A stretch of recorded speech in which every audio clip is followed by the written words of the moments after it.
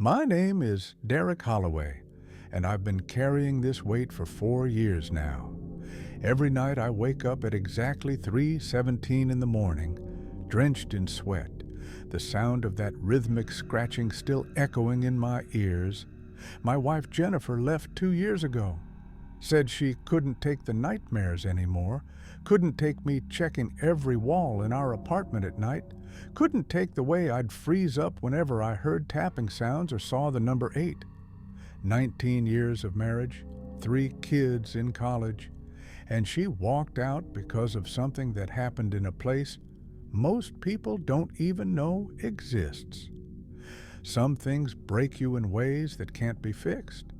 And what I witnessed at Coldwater State Penitentiary broke something fundamental inside me. March 22nd, 2020. That's the date everything changed. That's the night 8 men vanished from their cells without a trace, and I watched the whole thing happen. I was a corrections officer at Coldwater for 11 years before that night. 11 years of routine counts, standard protocols, and predictable days. I thought I'd seen everything a prison could throw at you. I was wrong. Coldwater State Penitentiary sits about 63 miles northwest of Portland, deep in the Cascade Mountains near a town called Brightwood. The prison was built in 1947 on top of what used to be the Cascade Timber Mill, a logging operation that had been cutting through those mountains since 1889. The mill went bankrupt in 1944 after a fire killed 42 workers in the main processing building.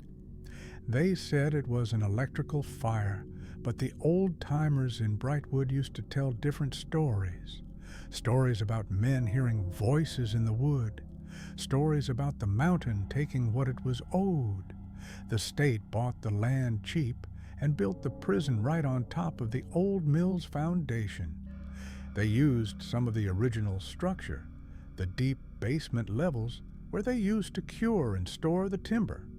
Those basement levels became our solitary confinement units, our storage, our forgotten spaces. Cell Block D was built directly above what used to be the mill's oldest section, the part they called the throat, because of how the timber chutes funneled down into the earth. I need you to understand something about Coldwater. The building wasn't just old, it was wrong. I don't mean structurally unsound, though it was that too. I mean it felt wrong in a way that lived in your bones. The walls sweated even in winter. You'd hear sounds that didn't match any plumbing or ventilation system. Sometimes the building would shudder at exactly 3:17 a.m., a vibration that came up through the concrete floor like the whole structure was taking a breath. We all felt it. We all knew it. But nobody talked about it because talking about it meant acknowledging that something was fundamentally off about the place we spent 40 hours a week. I was working the night shift in Cell Block D when it happened. Block D housed our medium security inmates, guys who weren't violent enough for maximum but too unpredictable for minimum. 56 cells across 3 tiers, 112 men total. My partner that night was a guy named Ray Kowalski. Ray had been at Coldwater since it opened, one of the original guards. He was 63 years old and planning to retire in 8 months. He used to joke that the prison was older than he was and meaner too. You feel that? Ray asked me around 11 p.m. We were doing our first count of the night, walking the 3rd tier with our flashlights cutting through the dim emergency lighting. Feel what? Building's restless tonight. He tapped his flashlight against the concrete wall. It made a hollow sound that echoed wrong, like the wall went deeper than it should. Happens sometimes. Old structures get moods. I'd learned not to question Ray's observations. The man had an instinct for the place that came from decades of walking these halls. If he said the building was restless, then something was off. Have you ever been somewhere that felt like it was watching you? Not someone, but the place itself? That's what Coldwater felt like that night. The usual sounds were different, muted. The air tasted metallic, like before a thunderstorm. The inmates were quiet, too quiet. Usually, you'd hear talking, snoring, the occasional argument through the walls. That night, cell block D was silent except for our footsteps and the persistent drip of water from somewhere in the walls. We finished the count at 11:47 p.m. All 112 inmates accounted for and locked in their cells. Ray logged it in the book, and we settled into our station at the center of the block where we could see all 3 tiers. The next count wasn't until 3 a.m. standard protocol. 3 hours of watching shadows and listening to the building breathe. Around 1:30 a.m., I noticed something odd. Cell 214, second tier 14th cell, had its door slightly ajar. Not open, just not quite flush with the frame. A gap, maybe half an inch wide. Ray, you see that? He looked up from his crossword puzzle, squinted at the cell. Huh. Must not have sealed right on the last count. Should we check it? Probably. But he didn't move immediately. He was staring at that half-inch gap like it was a door to somewhere he didn't want to go. You ever notice how some cells feel different than others? What do you mean? 214. That cell's been trouble since I started here. We've had 6 suicides in that cell over the years. 3 fights that ended with someone in the infirmary. Guys request transfers out of it all the time. Say they hear things in the walls. You believe that? Ray shrugged. I believe something's off about it, but that's true for half the cells in this block. This building's got a memory, Derek, built on bad ground, bad history. Sometimes I think we're not guarding the inmates. We're guarding what's underneath them. We walked up to the second tier. The metal stairs rang out with each step echoing through the silent block. When we reached cell 2 to 14, Ray knocked on the frame with his flashlight. Williams, you in there? No response. Ray pulled the door fully open. The cell was empty. The bed was made military corners, not a wrinkle in the thin blanket. James Williams's belongings were arranged on the small shelf with a kind of precision that spoke of years in the system. But Williams himself was gone. What the hell? I stepped into the cell, checking the corners as if a 200-pound man could hide in a 6x8 space. Where could he go? Ray was checking the door mechanism. This lock didn't fail. It was opened. He showed me the bolt. No damage. No sign of tampering. From the outside. That's impossible. We've been at the station the whole time. Nobody came up here. I know. Ray's face had gone pale. Call it in. We need to do a full block count right now. I radioed the control room while Ray started going cell to cell, banging on doors, calling out names.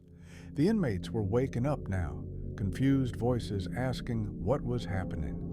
Within 10 minutes, we had every guard in the facility converging on cell block D. Warden Patricia Marsh arrived in her bathrobe, her gray hair uncombed, her face set in the hard lines of someone expecting the worst. She was a practical woman who'd run Coldwater for 15 years with an iron efficiency. She didn't believe in ghost stories or institutional curses. She believed in protocols and procedures and maintaining order. Tell me this is a drill, she said. Williams is gone from 214, I reported. Door was unsealed but not forced. No sign of him anywhere in the cell. Then he's somewhere in the block. We'll find him." She started organizing the search, dividing guards into teams, checking every possible hiding spot. Coldwater wasn't designed for escapes. The windows were 4 inches wide and barred. The doors were solid steel. There was nowhere to go even if you got out of your cell. But as the search expanded, we found more empty cells. Cell 1, airweight, ground tier, empty. Bed made, belongings arranged. Inmate Marcus Torres, gone. Cell 3 to 22, third tier, empty. Bed made, belongings arranged. Inmate Vincent Reyes, gone. By 2:30 a.m., we'd confirmed 8 missing inmates. 8 men who had been locked in their cells at 11:47 p.m. and were now simply gone. No signs of struggle, no damage to doors or locks, no holes in walls or ceilings. Just 8 empty cells with made beds and arranged belongings, and absolutely no explanation. What would you do in that situation? How do you explain something that can't exist? 8 men don't vanish from locked cells in a maximum security prison. It doesn't happen. It can't happen. But it did. The warden ordered a total lockdown. Every inmate strip searched, every cell torn apart, every pipe, vent, and crawl space examined. They brought in dogs. They checked the sewage system. They reviewed every camera feed from every angle. Nothing? 8 men had simply ceased to exist between 11:47 p.m. and 2:30 a.m. Around 3:15 a.m., we were standing in the central station, going over the impossible facts for the 10th time when Ray grabbed my arm. Feel that? The building shuddered, that familiar 317 vibration, but stronger than I'd ever felt it.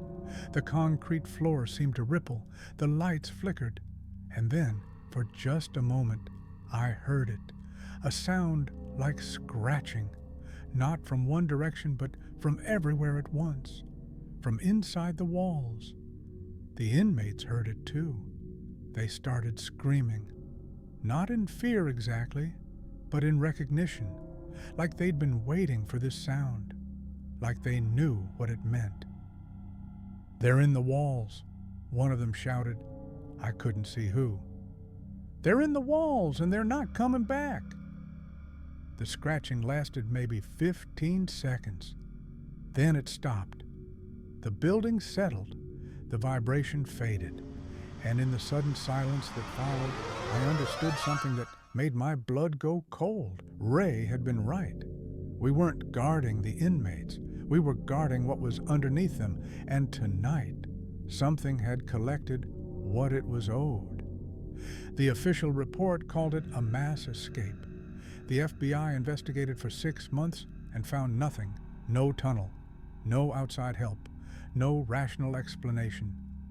8 men had vanished from Coldwater State Penitentiary on March 22, 2020, and nobody could explain how. The case is still open. The families are still waiting for answers. But I know what happened. I know because of what we found in the days after. Scratch marks inside cell walls, deep gouges in concrete that hadn't been there before, messages carved into the wood of bed frames, the same message in all 8 cells, scratched over and over. The throat is hungry. The prison brought in structural engineers to examine cell block D. They found spaces in the walls that shouldn't exist, voids between the inner and outer concrete that were too large, too organized, like passages, like something had been hollowed out over decades. The engineers recommended the block be condemned, but the state couldn't afford to close an entire cell block, so they sealed up the voids with fresh concrete and pretended the problem was solved. I quit 3 weeks after the incident. Couldn't take it anymore. Couldn't stand in that building knowing that the men weren't really gone. They were still there, just not in a way we could reach. I could feel them sometimes, especially at 3:17 a.m. when I'd wake up from my nightmares. I could feel them scratching at the boundaries between here and wherever they'd gone. Do you believe some places can be hungry? Not metaphorically, but actually physically hungry for something. I do now. I think Coldwater was built on ground that had been taken men for over a century. The timber mill workers in 1944, the inmates now, the mountain, the throat, whatever you want to call it, had been feeding for generations, and we built a prison on top of it, gave it a steady supply. If you've made it this far, drop a comment below with what time you're watching this and what city you're in. I want to know who else can't sleep at night because of stories like mine. The weird thing is, nobody talks about it. The guards who were there that night, we don't discuss it. The warden retired 6 months later and moved to Arizona. The inmates who witnessed it got transferred to other facilities. It's like there's an unspoken agreement to pretend it never happened. But it did happen. 8 men are gone, and their families deserve to know the truth, even if the truth is impossible to accept. I've tried researching the old timber mill, trying to understand what we built Coldwater on top of. There's not much in the records. The 1944 fire is documented, 42 dead, but the details are sparse.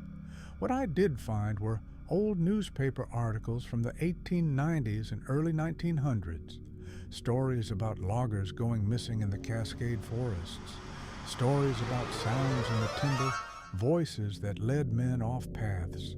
The local tribes had a name for that area. They called it the place where the mountain speaks. They wouldn't go near it. The timber company ignored the warnings, of course. They needed the wood.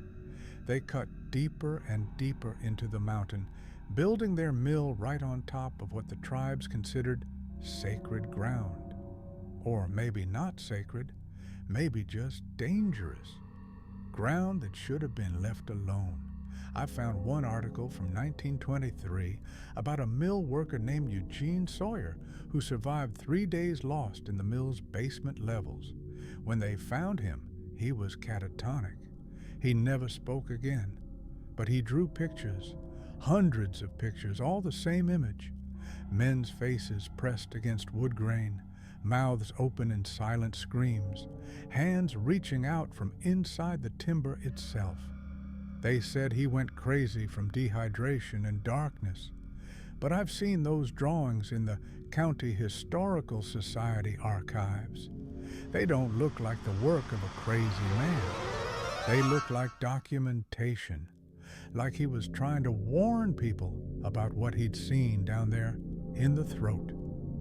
The state sealed those basement levels in 1989 after a guard reported seeing irregularities in the wood-paneled walls. They covered everything with concrete and steel, turned the old timber storage areas into solitary confinement cells. Out of sight, out of mind. But you can't seal up something like that. You can cover it, but it's still there, still waiting, still hungry. I've talked to other corrections officers from other prisons built on bad ground. There are more than you'd think. Facilities constructed on old industrial sites, contaminated land, places with dark histories. They all have their stories, inmates who vanish, sounds in the walls, that feeling of being watched by the building itself. But nobody reports it officially because how do you put that in a file? How do you tell your superiors that the prison is alive and it's taking people? You want to know the really terrifying part? Those 8 men who disappeared, they're not special. I started digging through Coldwater's records going back to 1947. Inmates who were listed as transferred but no receiving facility has records of them. Inmates who were reported as escaped but never found, never spotted, just gone. When I added them up, the number was 49. 49 men have disappeared from Coldwater over 73 years. Not all at once like our 8, usually one at a time, spaced out enough that nobody noticed the pattern. One every year and a half, on average. Like the building was feeding, like it needed a certain amount to stay satisfied. But something changed in March 2020. Something made it hungrier. Maybe the sealed basement levels were too constraining. Maybe it needed to expand. I don't know. But taking 8 in one night, that was a statement. That was the throat announcing that the old arrangements weren't enough anymore. The families of the missing 8 held a joint press conference 3 months after the disappearances. They demanded answers. They hired private investigators.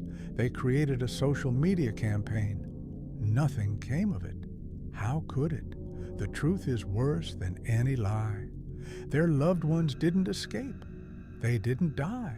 They were taken by a building, absorbed into the structure, pulled into spaces that don't exist on any blueprint. I think about them sometimes. James Williams from Cell 214, Marcus Torres from 108, Vincent Reyes from 322, 5 others whose names I can't forget even though I want to. Are they conscious in there?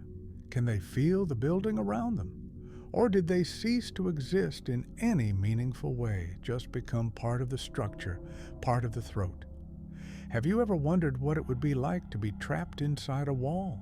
Not just stuck, but absorbed. Your body pressed into the spaces between concrete and wood. Your consciousness spread out through the building itself. I think about it every night at 3:17 a.m. when I wake up and hear that scratching. I think they're still aware somehow, still trying to get out, still scratching at the boundaries between their prison and ours. The last time I drove past Coldwater was 6 months ago. I couldn't help myself. I had to see it again, had to confirm it was still standing. The building looked the same from the outside. Gray concrete walls, guard towers, barbed wire. But when I stopped the car and really looked, I could see it. The building was breathing, the walls expanding and contracting ever so slightly, like lungs, like something alive. A new guard was outside having a smoke break. Young guy, maybe 25. I asked him how long he'd been working there. 3 months, he said. I asked if anything strange ever happened. He got this look on his face, like he wanted to tell me something but didn't know how. Finally, he said, "You ever feel like the building's watching you?" I told him yes. I told him to quit while he could. He laughed it off, said he needed the paycheck. I wanted to grab him, shake him, make him understand. But what could I say? Don't work there because the prison eats people? He'd think I was insane. Maybe I am. Maybe that's what happens when you witness something that breaks your understanding of reality. You either go crazy or you convince yourself it didn't happen. I chose a third option. I live with it. I carry it. Every night at 3:17 a.m., I wake up and I remember. I remember 8 men who ceased to exist. I remember the sound of scratching in the walls. I remember Ray Kowalski's face when he realized we weren't guarding inmates. We were feeding something. Ray died last year, heart attack in his sleep. I went to his funeral.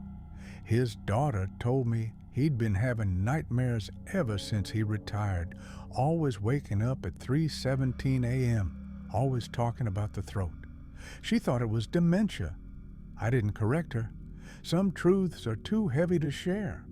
The thing that haunts me most isn't what happened to those 8 men. It's knowing it's going to happen again. The building is still there, still operating, still housing inmates who have no idea they're sleeping on top of something hungry. The state can't close it because where would they put 300 inmates? So, Coldwater stays open, and the throat stays fed, and we all pretend that March 22nd, 2020 was just an unexplained anomaly. But it wasn't, and it won't be the last time. The building took 49 men over 73 years. Then it took 8 in one night. The pattern is escalating. The hunger is growing. How long until it takes an entire cell block?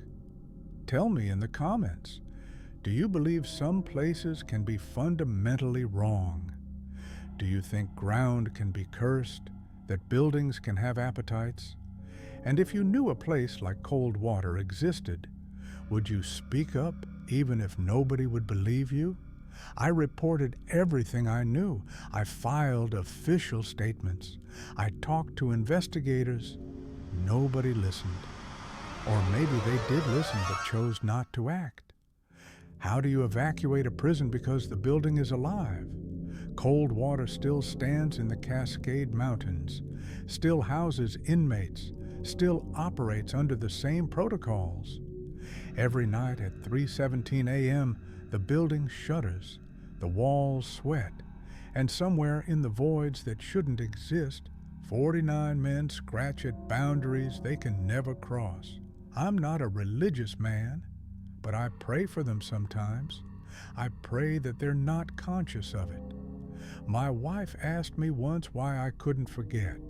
I told her it's because they're still scratching. I can hear them in the silence between heartbeats. They're still trying to get out. Someone needs to remember them, so I carry this weight. 4 years now.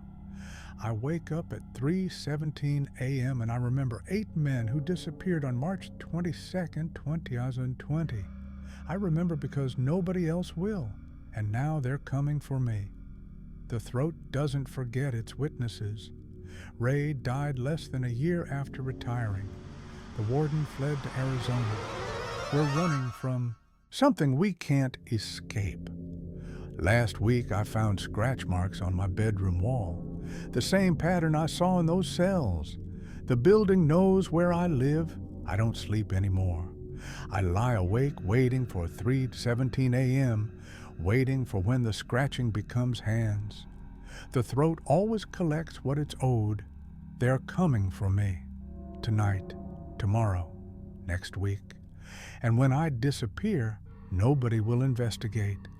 I'll just be another missing person now, but I'm leaving this behind, this testimony.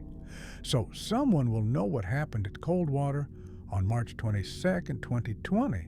So someone will remember James Williams, Marcus Torres, Vincent Reyes, and 5 others whose families still wait for answers.